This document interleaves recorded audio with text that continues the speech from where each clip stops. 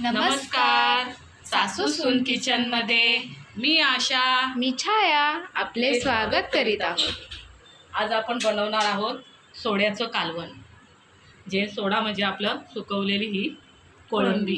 ही 1 वाटी गरम पाण्यात भिजवून आणि स्वच्छ धुवून हे सोडे येते हे गरम पाण्यामध्ये छान भिजवून स्वच्छ 4-5 वेळा नळाखाली चांगले स्वच्छ हे धुवून घेतलेले आहेत.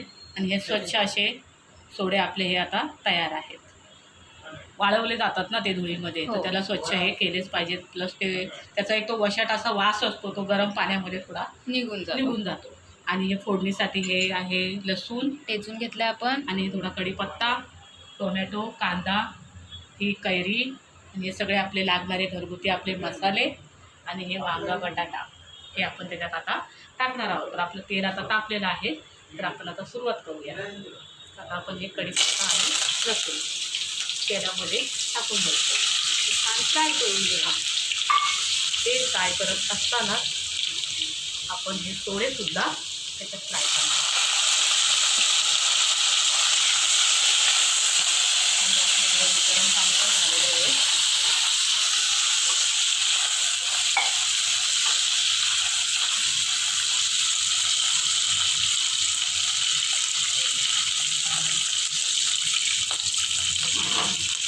आणि त्याच्यातच हा भरपूर असा कांदा.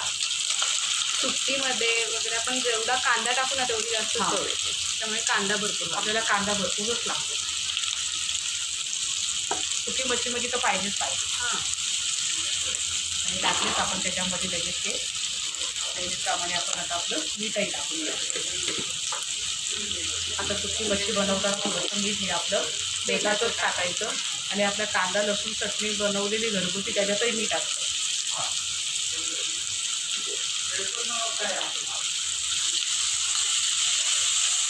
आता हे आपलं जी सोडे आहेत ते आणि कांदा सगळं एकसाथ फ्राय होणार आहे. हो, सगळं आपण एकसाथ फ्राय करून घेणार. छान असा कांदा पण फ्राय झाला आणि सोडे पण छान आपले तळले गेले. आता त्याच्यात आपण टाकतोय हा टोमॅटो.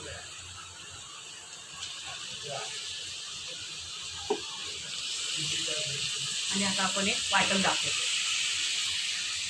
आलं लसूण आणि भाजलेलं खोबरं आणि अशी भरपूर अशी कोथिंबीर हे आपण वाटण त्याच्यात टाकणार आहोत.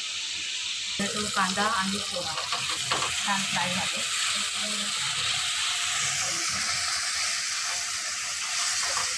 आणि खाली आपण वाटलेलं खोबरं आलं लसूण कोथिंबीर. मच्छीमध्ये जर महाग मच्छी कोणती असेल ना सुकी आणि सुट्टीमध्ये सोडा. आणि तिची किंमत पण तेवढी, म्हणून तिची किंमत पण तेवढीच असते आणि खायला पण तेवढीच टेस्टी लागते. आता हे चांगलं आपण फ्राय करून घेऊ. थोडं तेल हां सुटायला लागेल. त्याच्यातच आता आपले पावडर मसाले टाकून घेऊ. मसाले टाकेपर्यंत त्याला तेल सुटत जाईल. हां आता हे टाकतो हळद, काश्मीरी रेड चिली, धने जिरा पावडर, हा आपला घरगुती गरम मसाला, कांदा लसूण चटणी.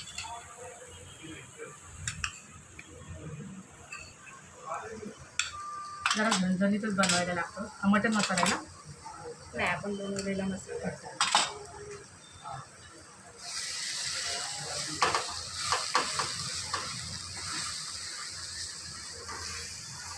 समजा परतून घ्यायचा मसाला.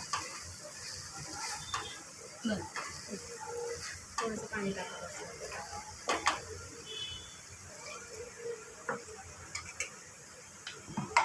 पाणी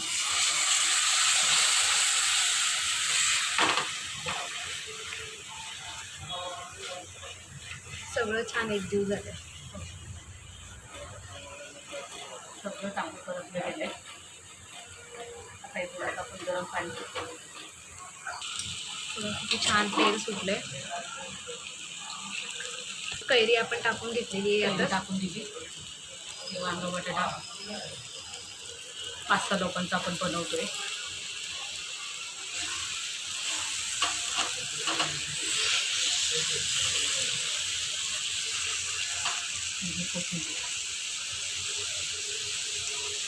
टाकली टाकली.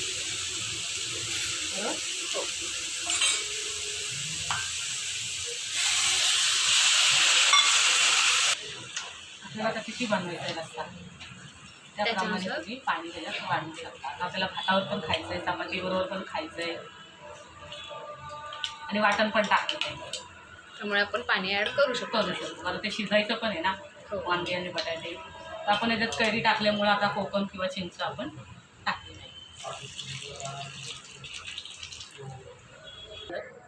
आलाय त्याचा हो.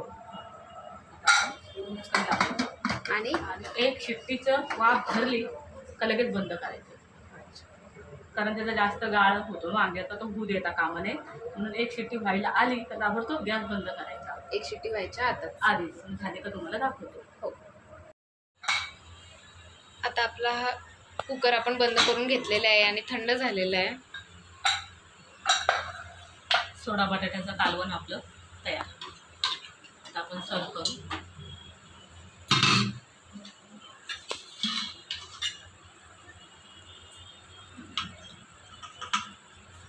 एकदम चांगलं शिजलं. एकदम मस्त परफेक्ट. थोडं बटाटा शिजला म्हणजे ते सगळं शिजलं. आहा हा काय सुगंध आहे. एक नंबर. कैरीची फोड, परत वांग आणि सोडे.